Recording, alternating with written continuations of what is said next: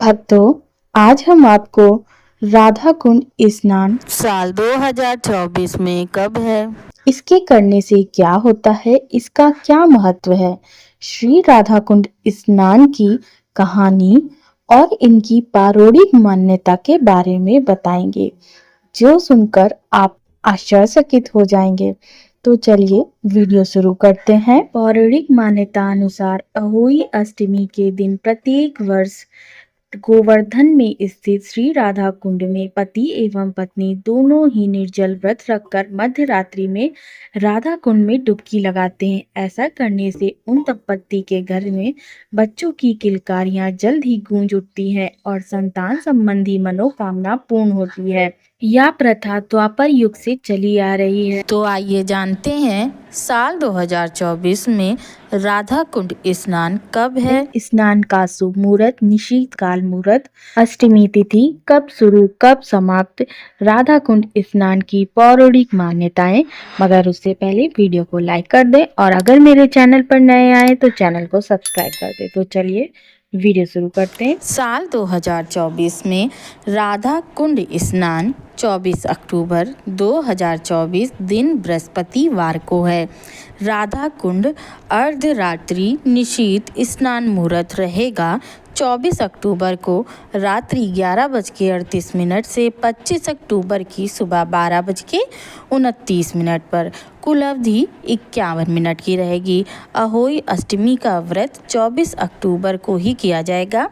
अष्टमी तिथि का प्रारंभ 24 अक्टूबर 2024 को सुबह 1:18 पे हो रहा है और अष्टमी तिथि की समाप्ति 25 अक्टूबर को सुबह 1:58 पर। कार्तिक मास की अष्टमी को जिन जोड़ों को पुत्र नहीं होता व संतान नहीं होती, वे निर्जल व्रत रखकर सप्तमी की रात को यानी अहोई अष्टमी को 12 बजे से पुष्य नक्षत्र में स्नान करते हैं। इस दिन पवित्र राधा कुंड पर कद्दू, माला और प्रसाद दंपत्ति चढ़ाते हैं। आधी रात को भक्त कुंड में डुबकी लगाते हैं या स्नान करते हैं। इसके बाद श्याम कुंड में स्नान करते हैं, फिर राधा कुंड में स्नान करते हैं। राधा कुंड स्नान की विधि। अहोई अष्टमी के दिन राधा कुंड में डुबकी लगाने से गर्भ धारण में सफलता मिलती है। मगर ध्यान रहे कि आपके मन में यह विश्वास होना चाहिए कि श्री राधा कृष्ण की कृपा से मुझे पुत्र रत्न की प्राप्ति होगी। विश्वास जितना गहरा होगा, सफलता उतनी ही अधिक होगी। इस विश्वास के साथ ही हजारों की संख्या में जोड़े गोवर्धन पहुंचते हैं और डुबकी लगाकर राधा रानी का आशीर्वाद प्राप्त करते हैं। मध्य रात्रि के समय, जिसे निशीत काल कहा जाता है, पवित्र डुबकी लगाने का सर्वश्रेष्ठ समय है। स्नान मध्य रात्रि से आरंभ होकर पूरी रात तक चलता है। अपनी मनोकामना शीघ्र पूर्ण हो व सफलता के साथ गर्भ धारण हो सके, इसलिए दंपत्ति पानी में खड़े होकर कुसमांडा व कच्चा सफेद कद्दू, जिसे पेठा भी कहा जाता है, श्री राधा रानी को अर्पण करते हैं। उस मांडा को लाल वस्त्र में सजाकर अर्पित किया जाता है। जिन जोड़ों की मन्नतें पूर्ण हो जाती हैं, वे अपना आभार प्रकट करने हेतु राधा कुंड की पुनः यात्रा करते हैं व डुबकी लगाकर श्री राधा रानी के प्रति धन्यवाद प्रकट करते हैं। राधा कुंड स्नान की पौराणिक मान्यता। श्री कृष्ण गोवर्धन में गाय चराने जाते थे। इसी दौरान अरिष्टासुर नाम के एक असुर ने गाय के बछड़े का रूप धारण करके श्री कृष्ण पर हमला करना चाहा, लेकिन श्री कृष्ण ने उसका वध कर दिया। राधा कुंड क्षेत्र पहले राक्षस अरिष्टासुर की नगरी अरिधवन थी। चूंकि श्री कृष्ण ने अरिष्टासुर का वध गौवंश के रूप में किया था, इसलिए राधा जी ने श्री कृष्ण को बताया कि उन्हें गौवंश हत्या का पाप लगेगा। राधा जी ने कृष्ण से सभी पवित्र नदियों में पवित्र स्नान करके स्वयं को शुद्ध करने के लिए कहा।